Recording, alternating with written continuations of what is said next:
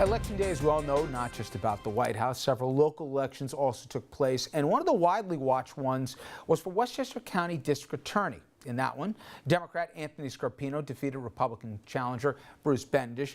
And Mr. Scarpino joins us right now. Judge, thank you very much for a few minutes. Obviously, Ms. DeFiore moving, if we will, to Albany, or to the highest court of the state. To that end, give an idea as to what you would hope your mark could be on the office right now. And specifically, where we ended our last segment was there is a widespread concern about mass deportations, and moreover, the president-elect already intimated that he's looking to deport immediately upon taking office somewhere in the neighborhood of 2 to 3 million people in this country that he believes or he states are criminal. Now, there's disputes as to what the real numbers are, but it could run the gamut from serious hardened criminals with major felonies to people who didn't pay a ticket. Some states, some cities have said we're going to remain sanctuary cities, we're not going to participate. What would you view the county of Westchester, and you know, you've got a lot of cities in question that have already had issues with this kind of subject. How would this work? How would you like to see this work if you're sitting DA? Well, first of all, what the federal government decides to do is going to be outside my gamut, but for us, by way of a law enforcement issue, our immigrant community, wherever they are from, is one of our most vulnerable communities. And in regards to law enforcement, it's always a major concern that because they are so vulnerable, they are vulnerable to people taking advantage of them from within their own community and from without their own community, under the general premise that these folks will not report it to the police because they're worried about their immigration status. That happened to my family of Italian-American backgrounds. In the 20s, 30s, 40s, this was, the concern. There was no one to report to. You were afraid of the police. And it's continued with other immigrant communities. When I was in the FBI, I spent time working Soviet Jewish immigrants under Jimmy Carter, if you remember, when he let them in. And they were very vulnerable and afraid of the FBI and afraid of law enforcement because of their immigration status. When we deal with our present situations, it's very important that the community be aware from the district attorney's office, if they are a victim of a crime, that the district attorney's office will do nothing to jeopardize their immigration status if they are a victim. If they're a perpetrator of a crime, that's another story. But you look at the map, and it seems what's shaded in red, you'll find governors and law enforcement theoretically participatory in raids, etc.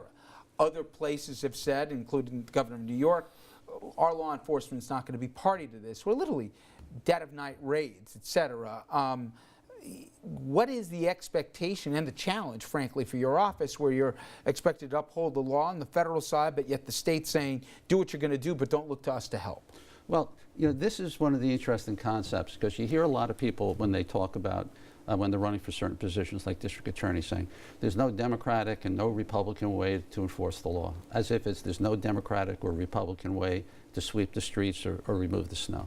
But we know by looking at other states that there seems to be a Democratic and Republican way of enforcing the law, whether it be dealing with the immigration issue, whether it deals with the women's right to choose, and others. Where we are here in Westchester County, there is no Democratic or Republican way. The law is the law. And I'm aligned with the governor's comments that this is not going to be something that we're going to be participating in by way of a law enforcement issue. Judge, we have a mutual friend in Mayo Bartlett who actually used to be in the DA's office in Westchester years ago, and he handles a lot of civil rights cases. One of the things he's seen, and we've seen datelines across this country, and even in the not too distant past in the county of which you'll be the DA of, it always seems that it could take a little match to set off a lot of civil unrest because of perceived or real unequal treatment depending on the color of one's skin. How do you assess right now, as we end 2016, the state of community and police relations in Westchester? And how do you fix it before you have to do it in a reactionary way, rather more, getting ahead of the problem? It's a fair question, and I'm willing to admit that I'm a little soft on exactly what the status is. And the reason being, when you're running for district attorney and you're not within the office, neither Bruce or I were in the office at that time, you have a helicopter view of what's going on. But until you're actually in the office, you don't know the nature of the community outreach that has been going on. You hear a little bit about it. And I do know the district attorney's office has been involved, under Janet DeFiore, been involved in community outreach by way of their going out to the speakers in schools and things of that program. To the exact extent, I don't have the answer. For me, having been involved in public life and having, when you're a judge, you're actually a leader in the legal community. So over the last 30 years, I've been developing these relationships with faith-based organizations like United Black Clergy, with law enforcement organizations, with not-for-profits, with county government. You develop these relationships. These are all the stakeholders.